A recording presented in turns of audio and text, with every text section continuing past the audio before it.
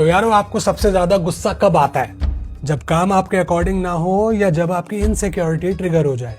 एक कहानी सुनाता हूँ। युगों पहले दारुक वन के ऋषियों को अहंकार हो गया था अपने ज्ञान का, कि उन्हें कुछ नया जानने की जरूरत नहीं है, भगवान की भी जरूरत नहीं है। उनके इसी अहंकार को परखने के लिए ब्रह्मांड की दो विपरीत ताकतें विपरीत रूपों में आई। नारायण आए मोहिनी के रूप में, अद्भुत आकर्षण जिन्हें सब पाना चाहते हैं, और महादेव आए भिखारी के रूप में, नाम था भिक्षाटन और देने के लिए कुछ भी नहीं। महादेव की लीला।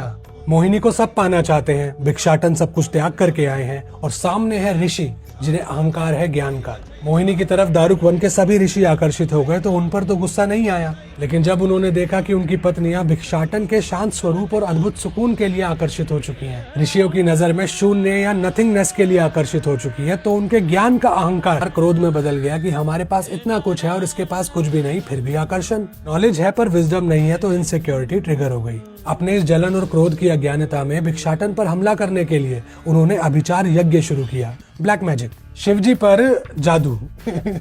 भिक्षाटन जो उनके पीस को ट्रिगर कर रहा था, उस पर हमला करने के लिए ऋषियों ने शेर भेजा। एक नाखून से उस मायावी शेर की खाल को उधेड़ा और शिवजी ने उसे पहन लिया। फिर ऋषियों ने भेजा एक जहरीला सांप। भिक्षाटन ने उस जहरीले सांप को अपने गले में ही लपेट लिया और अंत में अपनी सारी अहंकार, क्रोध और अज्ञानता से बनाया एक राक्षस अपस्मार, और उसे भेजा भिक्षाटन से लड़ने के लिए। लेकिन अपस्मार को देखते ही एक सन्नाटा छा गया। भिक्षाटन अपने असली रूप में आए।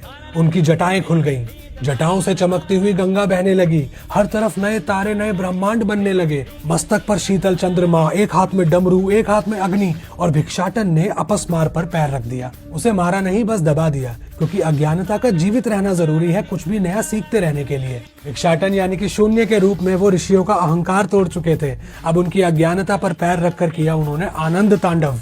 दारुक वन के ऋषियों ने अपनी अज्ञानता पर नाचते हुए शिव में सृष्टि की 5 क्रियाओं को देख लिया। उन्होंने समस्त सृष्टि को ही देख लिया और दिया उन्हें नमन करके एक नया नाम, नटराज।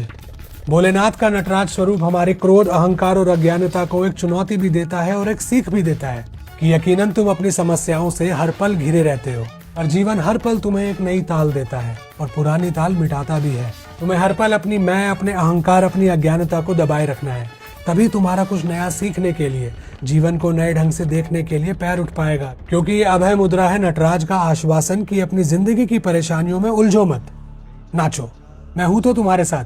हरे कृष्णा, हर हर महादेव।